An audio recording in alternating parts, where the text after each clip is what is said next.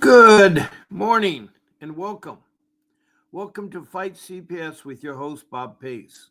It's a warm welcome, and I'm glad you found me. I'm on Facebook, and I have two live streams I do daily, 14 times a week. The one in the morning is Fight CPS with Bob Pace, and the other one is Fight CPS and Stop Taking Our Children. You find them on Facebook, and then there's a link when I'm live. Now, I'm on at 10 o'clock, Monday through Friday, every day, Monday through Friday at 10. And then on the weekends, I'm on at 8 o'clock in the morning. That's 8 a.m. And then in the evening, I'm on 7 days a week at 7 p.m. And that is Pacific Standard Time. And I encourage y'all to try to see me as much as you can because I can give you support and hope. You know, it's sad that right now that many of you can't afford a real attorney. And you are in desperate need of other things too. That's the problem with the bad cases. Now, the people I'm talking about is people that maybe have minor hiccups. And you should be able to, if you have a problem, be able to fix it there. There was something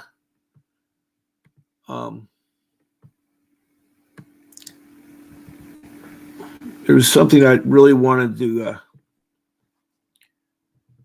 tell you that there are welfare, foster care, and adoption acts. And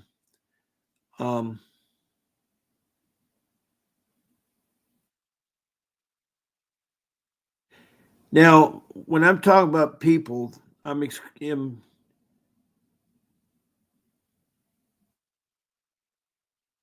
there are certain parents that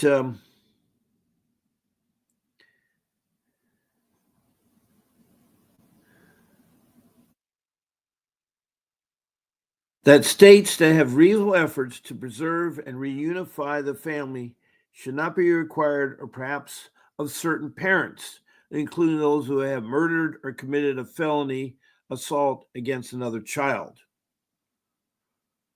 who otherwise would pose a serious risk to a child or safety. It so happens now so many child protection are taken if you are not a risk.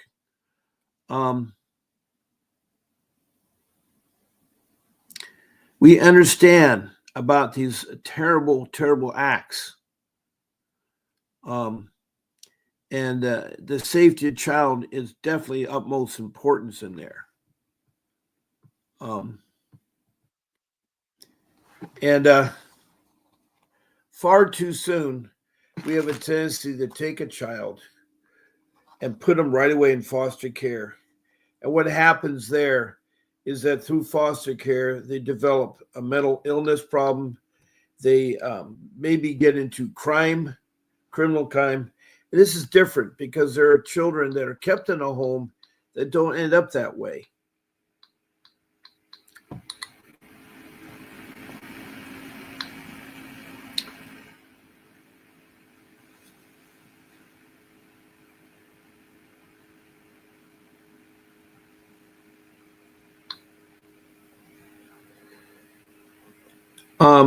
And I've been reading this article for the past week, and it's children do best with their families.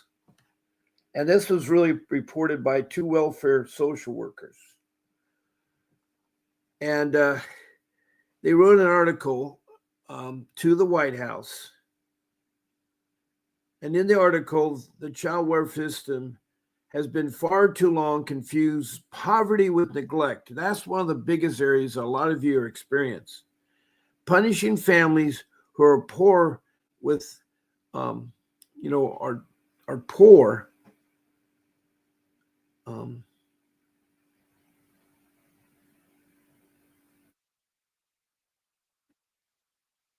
Is not right.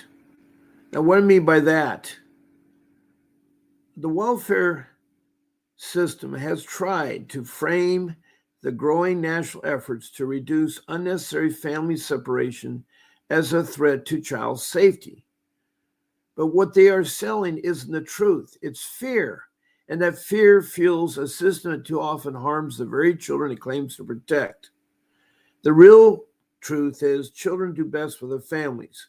The child welfare system has far too long confused poverty with neglect, punishing families who are poor with separation rather than offer the supports that can keep families together safely.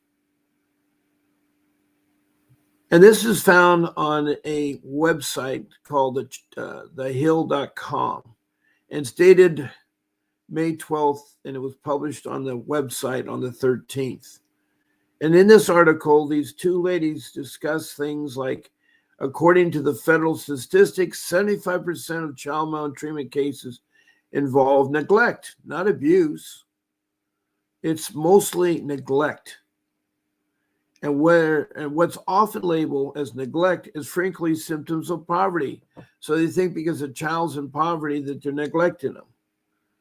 It's because there's inadequate housing, food, insecurity, and lack of child care or missing medical appointments.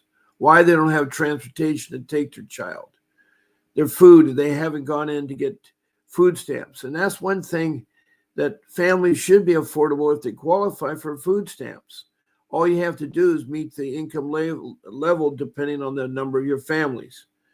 And you need to, get child care for your children and don't want to miss any medical appointment. It's not the willful failure to care for a child, but a lack of resources to do so. So the CPS should be able to give resources. But 1/3 of all children in the U.S. experience a child protection service investigation by age 18.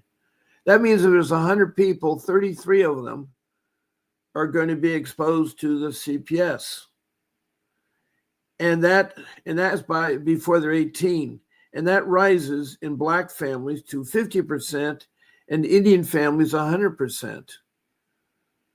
And it wasn't until 1978 when the Indian Child Welfare Act was passed that Indian children were stopped being taken by CPS and never to see their parents again. So now, they've picked on the Black and the Indians. Now, the Indians are your first immigration people here. They came here first. And we've shown them no respect. In 1875, we put them on reservations and had them try the farmland that couldn't grow anything. And their children were hauled off and their heritage was erased. There was an attempt that they couldn't wear their outfits, they couldn't practice their ways and everything. It was really sad how they have there. Now, these investigations are very invasive, traumatic, and often lead to unnecessary separations. It seems like the typical MO is to take your child away. So anyway, I'm glad that you're in here and we're starting to get some people coming in here. Hello, Margaret, and good morning, Margaret King. Margaret is from California, Merced River County, and she has a horrible case. Anyway, she's been coming here twice a day. She's one of our regulars. She calls us family here. So glad to see you, Margaret. What is the latest with you? What's the newest? Now, if you want to be like Margaret and text in a message, make it either a comment or a question, and it should be pertain to CPS. Please state your first name, your city or county, and then your state and country. Also, please tell me about your CPS case from beginning to where you're at. And when I said country, I have 23 countries right now, including the U.S., that have participated in this live stream. Some of them have called in, some of them have text messages in here. And, the countries have been Indonesia, Bangladesh, India, Libya, and Saudi Arabia. Then over to Africa, it's been Liberia, Sudan, Republic of Congo, Rwanda, Mozambique, and then, of course, South Africa and several of the provinces there.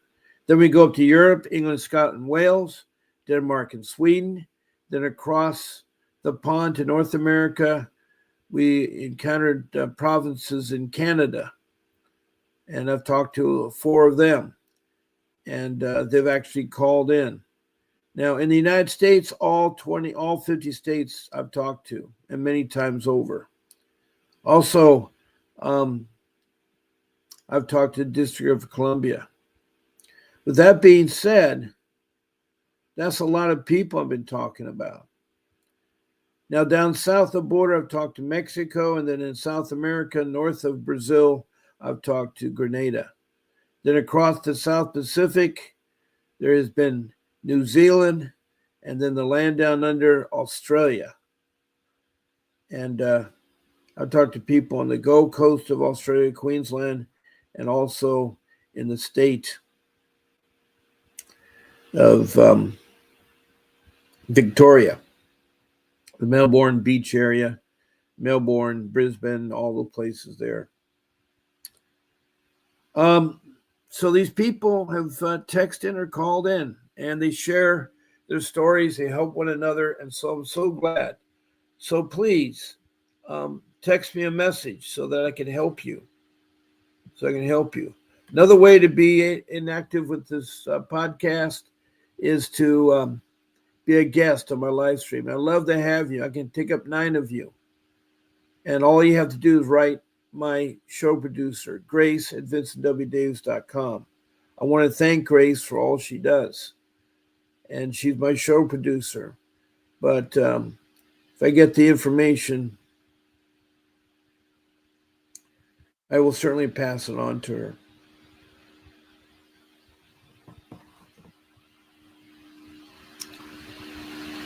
Now, she'll give you a link, and that's to StreamYard.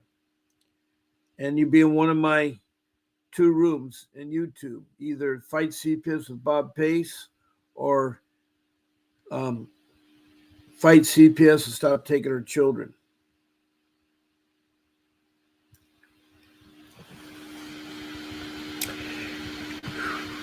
Now, another way that you can be, you can call on my show and talk live right now at 626-698-0990. I'm live. Now, the other number up there, 888-888-6582, is the law office of Mr. Davis. And when you reach reception, you just tell them that Bob Pace sent you. And if you ever do talk to Vincent Davis, make sure you tell them that Bob Pace sent you.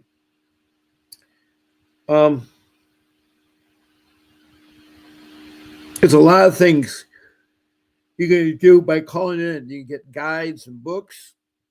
You can find out when the live streams are on, because Vincent does numerous live streams and everything. I want to thank Mr. Davis because he works really hard to help people. He does care about you. And I know he's pricey, but CPS is so awful. It is so awful.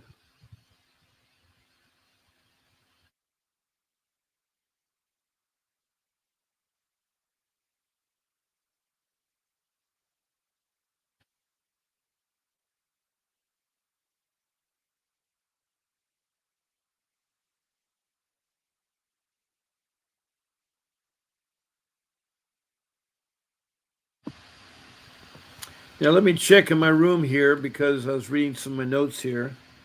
KK Richardson. Wow. Again, I get to hear from you. Hi, KK. And KK has her own live stream on Monday nights at 8 p.m. Eastern Time, 5 p.m. Pacific Time. You should listen to her live stream.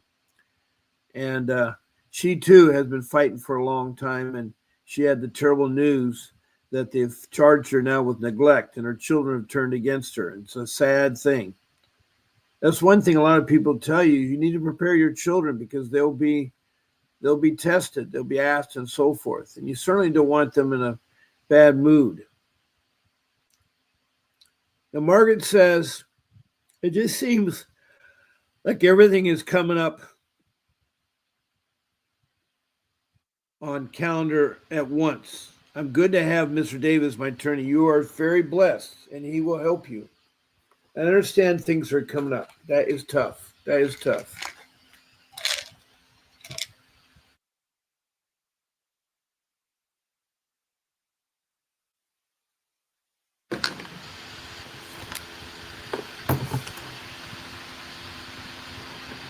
Okay, let's see what we can talk about CTF meetings.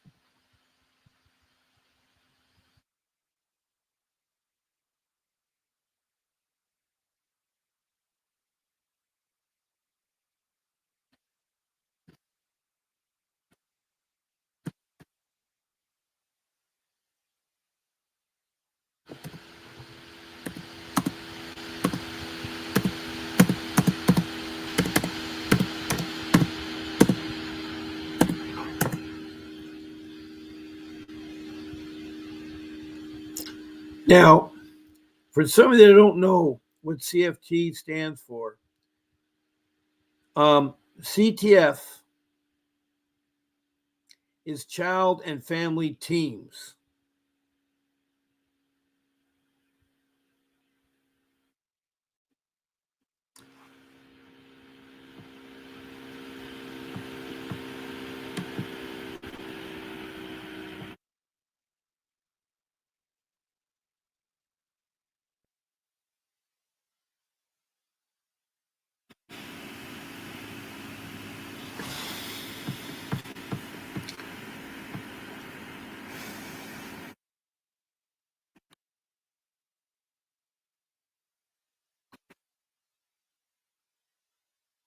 They usually start off with you guys signing in. And it says the purpose of today's meeting, and it gives a space to put it in there. Now, the action plan is separate document that should be shared with the team in accordance with the confidential guidelines and court orders. The action plan can be scribed by another team member, example, the social worker or probation officer, but must be shared verbally or through screen sharing with the group to allow for feedback and ensure accuracy. And so the list of people are here and any kind of group agreements that they have to the next things. And they want to know what is working well, what are you worried about, and the next steps in your action plan. And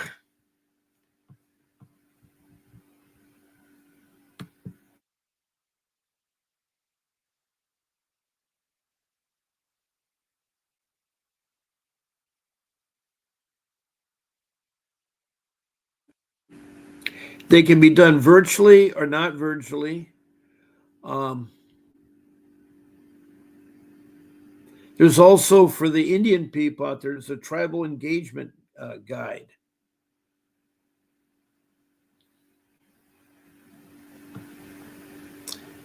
And there's a CTF parent brochure in many languages, by the way.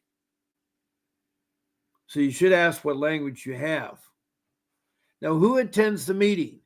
The CFT composition always includes the child or a young adult, family members, the current caregiver, a representative from the placing agency, a probation officer or a social worker, a CFT facilitator, and other individuals identify the family as being important.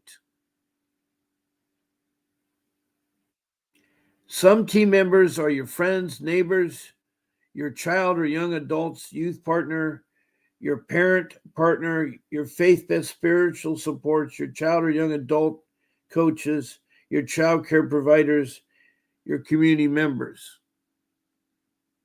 Now, what is my role as a team member? Your family is the center of the process, the most important part of the team.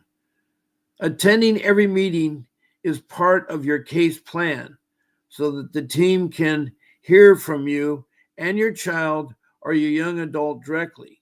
The team needs and wants to hear what you have to say. Share your opinions, thoughts, and concerns.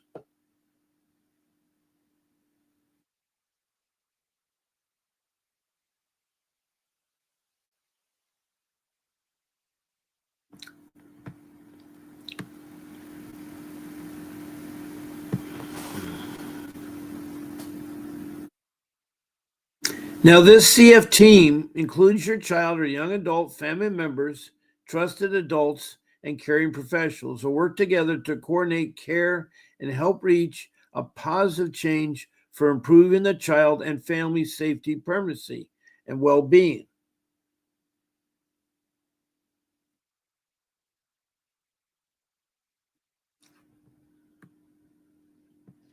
Now, how's the CFT meeting scheduled? Your child or young adult and your family are the most important members of a CTF. Your child, or you happen to be a young adult, and your family are the most important. All CFT members make a commitment to attend meetings. Meeting times, locations are scheduled to be convenient to you and your family. Your team will work with you to find the best way to communicate meetings information with a phone call or text or an email. Who will pay for this? It's all free to families. All children and young adults in foster care and juvenile probation will be provided CFT at no cost to you.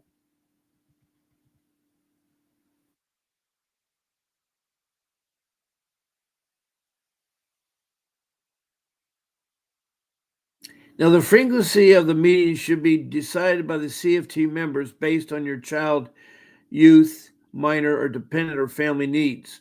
At a minimum, CTF meetings are required at least once every 6 months. And you can ask for a CFT meeting when you need one.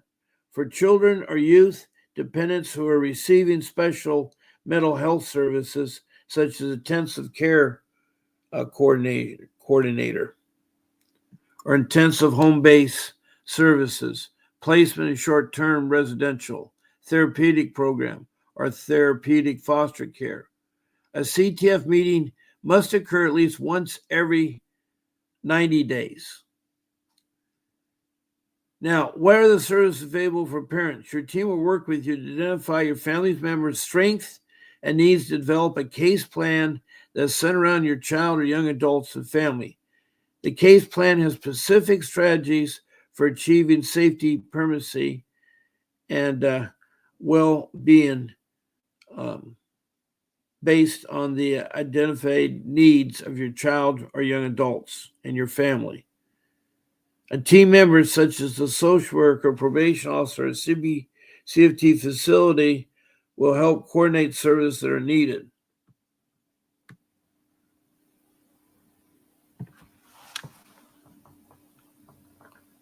Now, what you expect at the meeting? A strength-based approach to find out how to help your family. The purpose and goal is every meeting is clearly stated at the start. Agreeing as a team about how you have to safe, honest, and confidential communication within the CFT process. A neutral facility leads the group discussion. Certain members may take the confidential notes.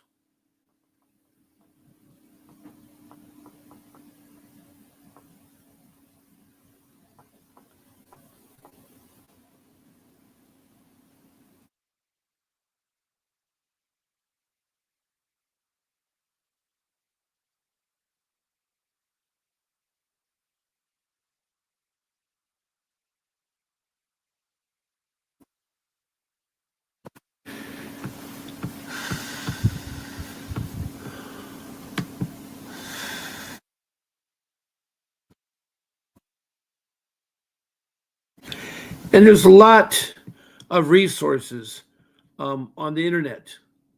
The Department of Social Services, CDSS, in California, look it up there. It's all there for you. It's all there for you. Not to be alarmed, Margaret.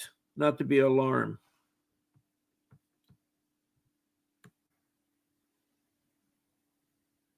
Now, KK says, I know it's supposed to consist of parents' strengths and weaknesses, the children's strengths and weaknesses, and the amount of progress made towards your service plan or reunification. Right.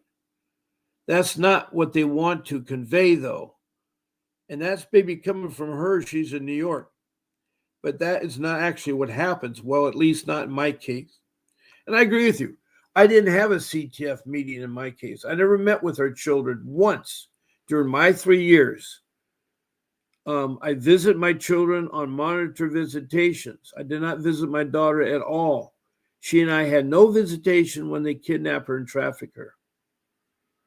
She was told to stay away from her dad, and later her mom was taken away from her too.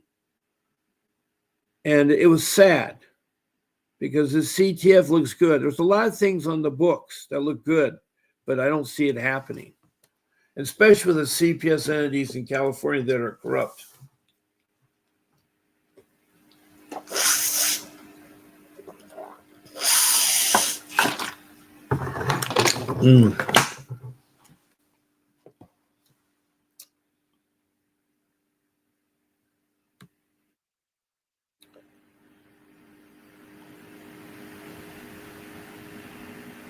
No, that's what I'm talking about, KK. I went and looked it up for California for Margaret, since her case is in California. Yes, that's true. That's where the CASA people and the ombudsman people, you got to be careful of, because they're big ears for CPS. CASA, which is called the court-appointed service advocate. They are supposed to help everybody that's in a CPS case, children or adults, gets a CASA. And they're supposed to help you, but all they do is they rat and tell CPS all your hidden emotions. So you should not confidential with them. And on top of that, my CASA is still seeing my son at 25. Very strange that she wants that relationship. Also, my daughter that was stolen from me had a CASA who really changed her mind and ruined our relationship with our daughter. And I guess she's still seeing him, and she's 22. So my experience with CASA has been negative, bad. There's a lot of things on the book that CPS is supposed to do, but they don't do it. They don't tell you. They won't help you. Their goal is, we got a complaint. It must be true. And then we got to take the parents to the cleaners, ban the child and lock them up, and then, make the parents go through all kinds of hoops and hurdles.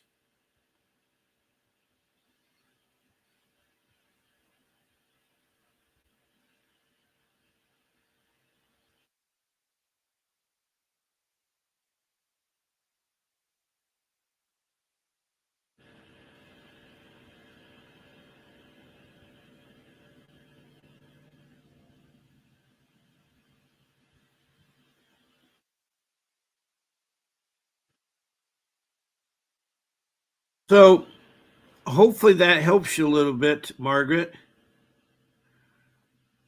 Now, KK says in New York, regardless of what's written for the process of a CTF meeting, my experience has never been like that. Well, I'd have to go look at New York and see what they say about their CFT meeting. I never had one in my case, 3 years. Bob, are you hiding the comments, or is there a glitch somewhere? No, I'm not hiding the comments. Margaret asked me about knowledge and my own experience with CTF meetings. Well, I didn't have a CTF meeting, so I have no experience. But knowledge-wise, I saw that the state of California, let me see here, CDSS, the California Department of Social Services, has a good article on what a CTF mean is. It's a child and family team meeting. And it's supposed to be for children and parents and certain key people. They're supposed to work together to help out with reunification and everything, but I don't see it's happening. KK, what comment are you missing, or what am I? I'm confused here too. So basically, it's a whole team of individuals that will decide and come up with a plan for the best. No, it's not necessarily best plan or interests. They have a plan that you're already supposed to work on. that they feel certain classes you need to take and so forth.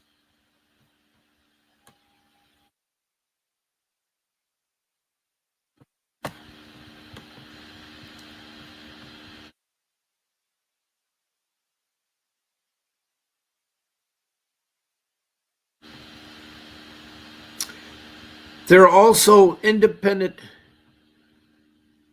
child welfare systems like this one called the ADVO-KIDS, the Child and Family Team Meeting. And it entitles foster care in California is placed in and out of home care. The county placement agency is required to assemble a child and family team and hold the child and family team members within 60 days or prior to deposition hearing, whatever comes first. In ICWA cases, the timeline is shortened to 30 days. 30 days. Now, the requirement to provide CTF builds upon existing family center and team-based approaches to care. The use of strength-band family centered CTF process is the key to engaging children. You know, that's something that I was always very shocked in my CPS case because I never once got to see the children in court or talk to the children in court or discuss what the parents are doing or the children doing. When I saw my two boys, which I was only allowed to see, it was a short visit, first at my wife's sister and husband, because they took care of her children for a couple of months. We didn't want them to be in a shelter or foster care. And we go over and visit them, but we're not allowed to talk about the case. And we met with the social workers, and this before I got an attorney, because I guarantee if my attorney was there, he would have said we need to have a CTF meeting. They take advantage of you. There's a lot of things they don't do, they should do. It makes sense. It's supposed to be professional people helping you.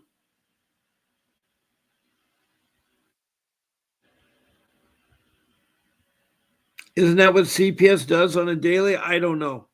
All I know is every time I talk to CPS is one bad news after another. It was dragged out for 3 years till I finally get my kids back. And it wasn't into a year into it when I hired Mr. Davis, I got my kids back. Yes, it's strange people making all these decisions, but the concept's good. If the parents are there and professionals are there and the children are there, then collectively as a whole, they can make decisions. But if you don't have the CTF, you know, the team meeting, then you can't do that.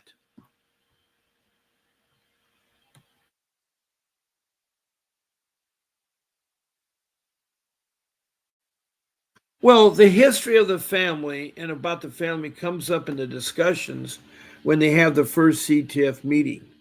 And you're right. It's certain family members, and the mother and the father and the children. And they're supposed to decide what is best for the interests of the child, not to place him automatically in a home because they think he's neglect. And they say, well, he needs to go to a group home or he needs to go to foster care or this or that. It's like, it's really sad.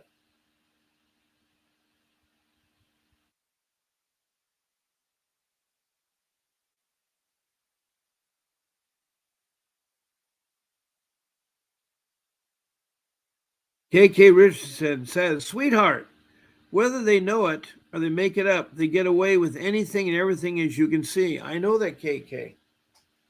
They get away with murder. My case was bad. My case was bad. They got away with it. I never once had a team meeting with my daughter. Somehow she conveyed something that she felt uncomfortable at her mom and dad, or her CASA person put ideas in her head, and they made promises of people that had the money. See, when you tell your children that you have to go to a Spartan lifestyle because you lost your job and you only have enough money to carry through on your home for a year or two and pay mortgage payments, So you need to cut corners. And so what do? You cut the most things that are most important, the fun things, like season passes to Disneyland. But how can you afford $25,000 for season passes for 3 children and 2 adults? That's 5 people. And if the season passes are 500, there you go. 1, 2, that's 1,000. 3, 4 is 2,000. And then one more. So 2,500 it was costing me to get a season pass to Disneyland. And and the same thing goes for soft drinks and for sweets and chips and stuff. I had to curtail all that only because of conserving the money. And we didn't get to go to any trips to our countries, to Portugal or to Brazil or Canada. All these trips we used to do, Hawaii, and all these places that we traveled. We couldn't do that. And so it was to get work there. So it is kind of hard when you see all the stuff written down and CPS isn't following. See, what I did is I didn't go to the internet when I first had my case. I didn't research, look up things. I blew it. I should have spent 60, 80 hours the first week I was in CPS or the second week or whatever. I should have done a lot of research. I should know how to search for something. And I didn't do that. So I failed miserably. I let them in my home, which I wasn't supposed to. I let them talk to me, which I wasn't supposed to. I went to the office, which I wasn't supposed to. I mean, I can go through and tell you all the things I wasn't supposed to do. But until you get a real attorney, you don't know. And you don't know what's right or wrong. And it's like Felicia. Felicia is one of our members in here who comes in all the time, twice a day. She's from Ventura. She's called Cruel on her YouTube membership there. Anyway, she has a horrible case. They've taken her babies when they were born. They've moved her out of her home and moved her mom. Her mom is nowhere to be seen.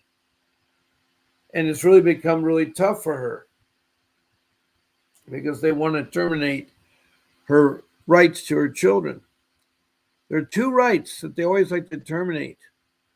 One is your medical right.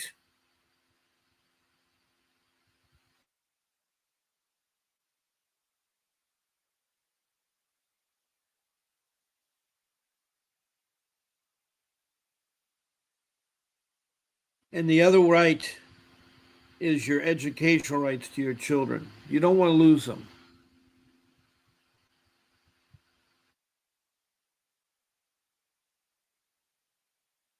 Anyway, I'm sorry if I'm ruffling some feathers with you, KK and Margaret, but the CTF, I never saw a CTF meeting. It's never presented that way because my children were never invited. When I saw my children at the shelter the first night, I was supervised. My wife and I were supervised. We couldn't discuss anything about the case. Then the next 3 days, we saw them at the shelter. Finally, we got them to come home with my wife's sister and her husband. And there we could talk to them about school and stuff like that, but we couldn't talk about the case. And my wife's sister and husband had to watch us. It was very unpleasant. And I also, in the beginning, there was a chance of my daughter participating. I was there, but she didn't say too much. She was keeping everything to herself.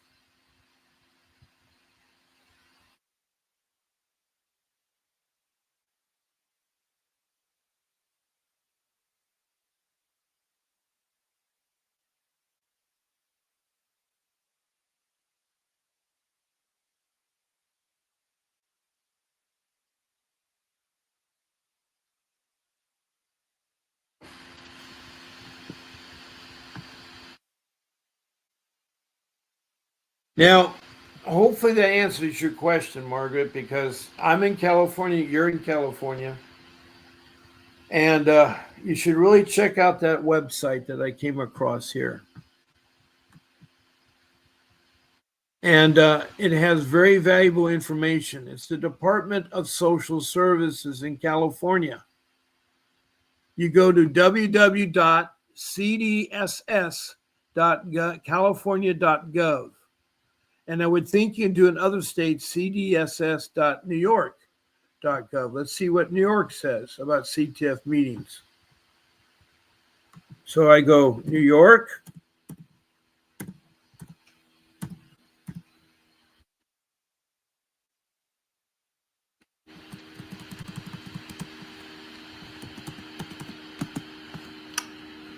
New York, and then I want to put in CPS and then CTF.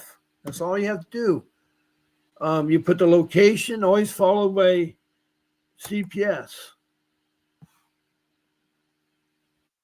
Now here it is in New York is in, it's there. It's OCFS. What they're talking about in New York.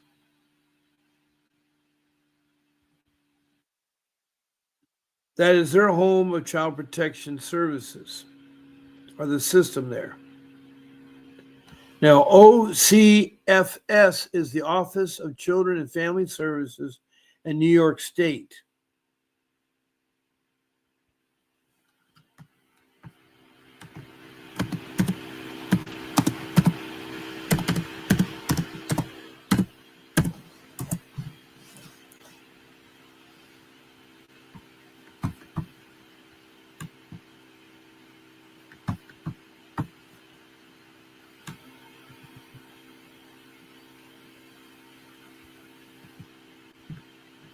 They don't even have CTF in New York. That's how bad the Office of Children and Family Services is. That's what they call, because I just typed in CTF meetings and nothing came up. So in answer to, reason why KK Richardson doesn't know it, they don't have it. They don't offer it. They don't offer it. It's a great concept that you meet with your children. That's what I think you should always do. I think once a week, not once a month, once a week, you should have a meeting with your children to decide how things are going. Whether you're taking treatment for your drug addiction, or you're in that kind of a program, or a domestic violence program, or you're taking one of the other classes, parenting classes.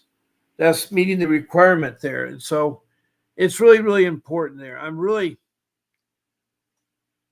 I don't know. I wish I had that magic Cinderella wand and make everything get better. I think about you guys day in, day out, going through the same thing, crying your hearts out, taking advantage. And KK has it hard because her children have turned against her, her family's turned against her. And she went back to law school and got a law degree, and she can do the child protection system, the family protection system, and the dependent child care system. She can do all of them. And she has that. But she still has a big problem. It's a big, big problem.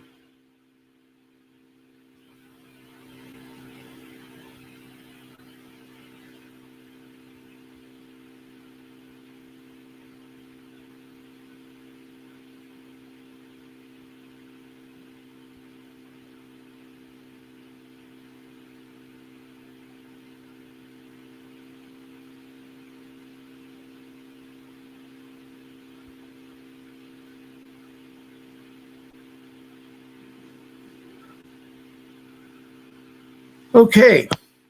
What time is it? It's 11 o'clock.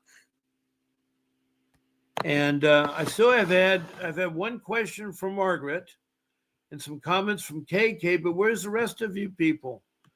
I really like it when you guys ask me a lot of questions, ask to talk about something, or we call in. That is even better yet, having someone that wants to talk about their case, a story to tell. That's so important because it help out others there. I know how frustrating it is to deal with CPS. They're bad. I've talked to over 1,700 people. They all have something in common, including myself. They're low income and they're fighting to keep their family. They care about their family, but they right away want to go in and take your family apart. They want to destroy your family. And that article that I had, summed it up really well. I like that, you know. But there's no evidence or little evidence that there are disruptions lead to better outcome. So when they have these invasive, traumatic, and unnecessary separations, there's no evidence that these disruptions lead to a better outcome. In fact, research shows the opposite. A study published in JAMA, the Journal of American Medical Association Pediatrics, found that children placed in foster care are more likely to experience mental health issues. My son has that. Struggle in school. Both of my boys did. And encounter the criminal legal system than their peers who remain at home. Well, yeah, they haven't encountered the legal part, but even when those peers live in similar challenging conditions, these authors concluded that foster care placement can compound the harm children already experience and rather than alleviate it. So what they're saying is that foster care can create harm. Critics also involve child fatalities to justify the current system's punitive approach. But the data tells a more hopeful and instructive story about child fatalities from the maltreatment have actually declined over the past year, while remaining fairly stable over the last 5 years. Experts point to key preventive factors behind the travel. Expanded use of early intervention programs.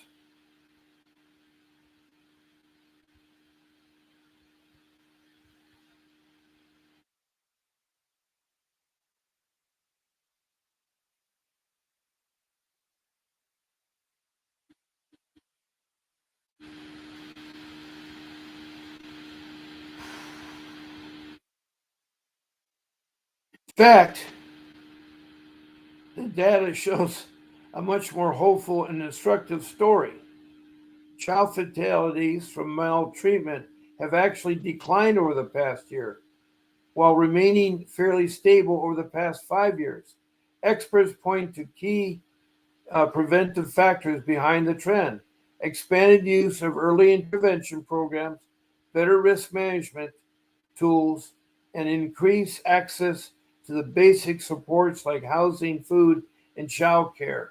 Those are the things that are so basic, and the CPS workers should offer that to a family who's struggling.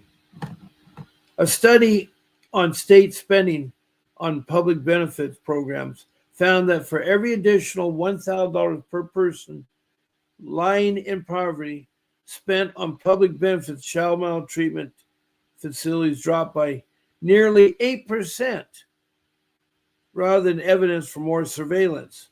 These numbers show that when you invest in support, you save lives. And that's what they need to do. They need to really believe in the family and help them out. And um,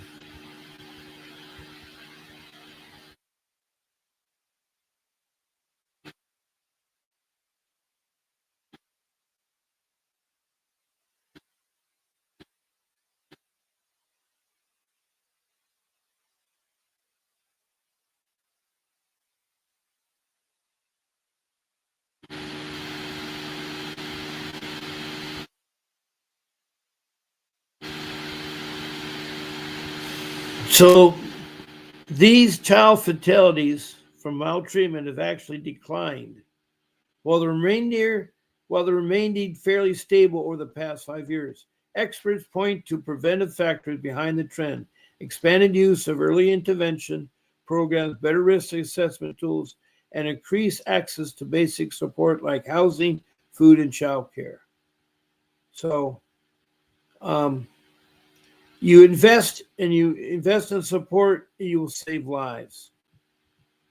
So these two social workers, I don't want to take too much time because we've gone over a time here, have tried to help everybody.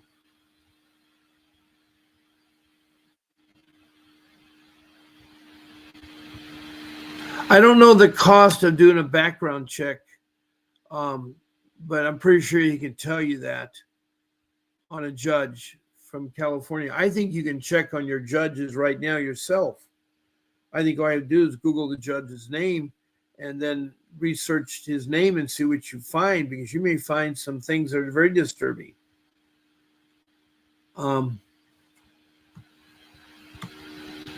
So anyway,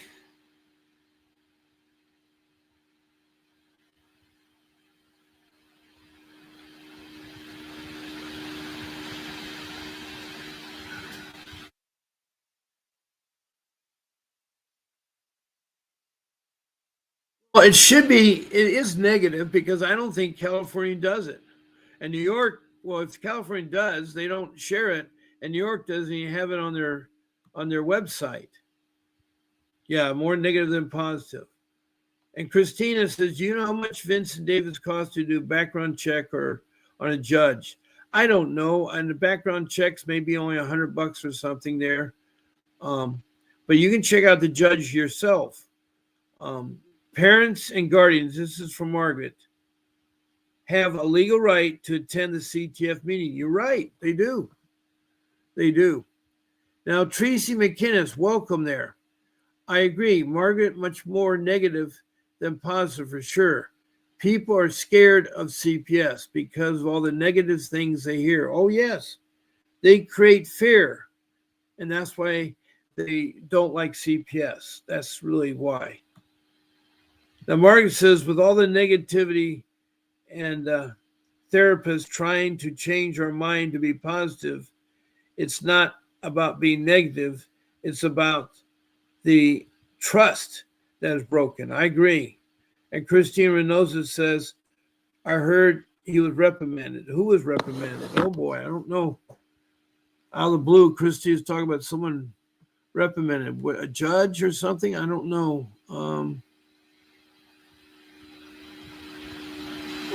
Margaret says, just as CPS doesn't trust parents, they make parents not trust them. Yep.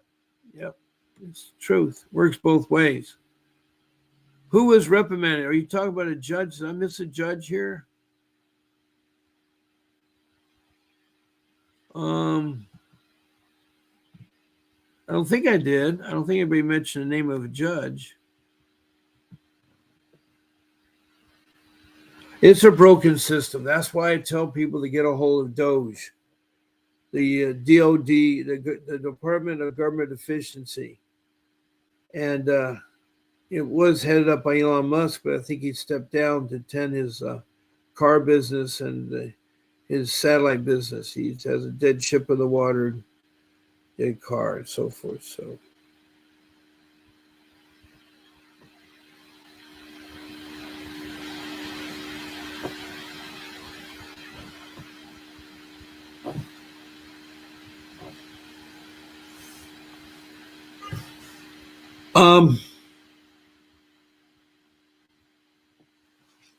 Yeah, the broken system. Well, I got to sign off now. My time is up.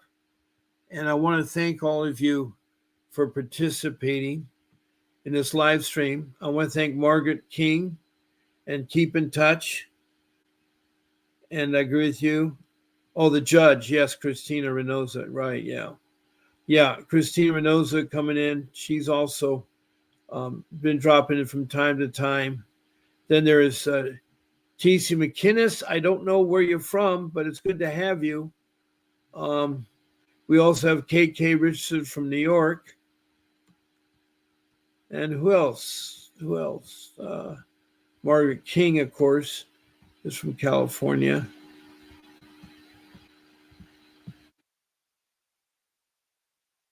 I think I've pretty much covered everybody. There's going to be a brief commercial when I end my live stream from Vincent Davis, so please listen to it. God bless you all. I'll see you tonight at 7 p.m. Pacific time. I'll be here, and you come here and support and have some questions and call in. I love you guys, and please watch out where you're going and doing, and watch your back. But whatever you do, keep fighting for your children. Do not ever give up. I never gave up. So This is Bob Pace signing off. I'll see you tonight. God bless you and have a vivid picture is encrypted in your mind as the critics get in line like they're witnessing a crime. But then you notice there's a shiver in your spine from the feelings of discontentment and bitterness combined. Heartbroken when you listen to the judges, another kid's innocence corrupted. And if you go against then it's destructive. Consider this predicament the toughest, but we believe in a system fit for justice. Child Protective Services only pretends to save it. The one solution for this is worthy of instant praises. 30 years of experience with relentless cases. Allow me to introduce them. This is Vincent Davis defending you when they don't think a mother fits the role. Is it juvenile dependency or government control? Observe the pain in their eyes. It's time for us to realize we are the last ones left. Put your